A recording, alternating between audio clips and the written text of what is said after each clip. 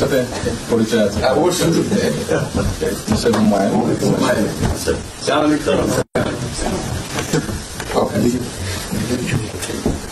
খুব ভালো লাগছে আমার শরীর ভালো আছে। আপনার শরীর ভালো আছে? চলছি আমি বুঝতে পারছি। আম্মা সালাম জানিয়ে অনেক সালাম বসে।